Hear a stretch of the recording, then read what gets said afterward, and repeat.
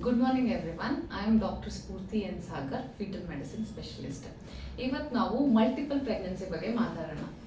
Multiple pregnancy ಅಂದ ತಕ್ಷಣ there is an excitement ಅಲ್ವಾ? ಆದರೆ ಈ ಎಕ್ಸೈಟ್ಮೆಂಟ್ ಎಲ್ಲರಲ್ಲೂ ಇರೋದಿಲ್ಲ.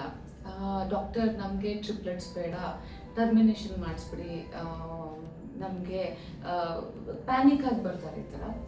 ಅಥವಾ ನಮ್ಗೆ ಆಲ್ರೆಡಿ ಒಂದು ಮಗು ಇದೆ, ಇವಾಗ ಟ್ವಿನ್ಸ್ ಬೇಡ ಅಂತ we do come across this because not everybody is ready for multiple pregnancy.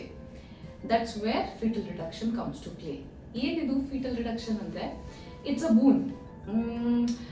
ಗರ್ಭದಲ್ಲೇ medicine inject ಮಾಡಿ ಮಲ್ಟಿಪಲ್ ಪ್ರೆಗ್ನೆನ್ಸಿನ ಸಿಂಗಲ್ ಆರ್ ಟ್ವಿನ್ ಆಗಿ ಕನ್ವರ್ಟ್ ಮಾಡ್ತೀವಿ. ಆ ರೆಡ್ಯೂಸ್ಡ್ ಫೀಟಸ್ ಯೂಟ್ರಸ್ ಒಳಗೇನೆ ಶ್ರಿಂಕ್ ಆಗೋಗುತ್ತೆ, ಯಾವುದೇ ಥರ ಪ್ರಾಡಕ್ಟ್ಸ್ ಹೊರಗೆ ಬರೋದಿಲ್ಲ. And the surviving fetus kuda there is no adverse effect. So isn't it a boon?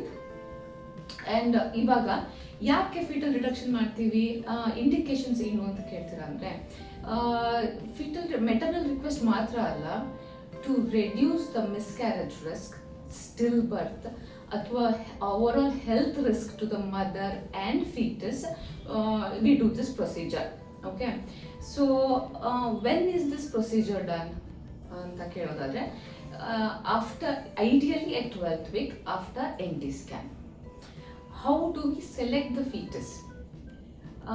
ಇವಾಗ NT scan, first trimester NT scan ಆದಮೇಲೆ we will see the structure of the baby. ಯಾವುದಾದ್ರು structural defect ಇದೆ, anomalous foetus ಇದೆ ಅಂದರೆ ಅದನ್ನು target ಮಾಡ್ತೀವಿ.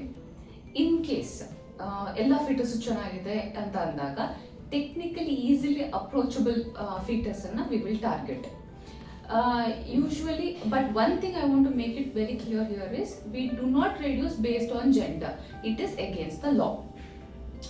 Then ಕೊನೆಗಾಗಿ ಹೇಳಬೇಕು ಅಂತ ಹೇಳಿದ್ರೆ, counseling is very important here. If you are diagnosed with multiple pregnancy, go to a fetal medicine specialist, get to know in detail about the procedure to reduce the panic. I hope this short clip on fetal reduction in multiple pregnancy informative ಆಗಿತ್ತು. For any further queries, do contact us.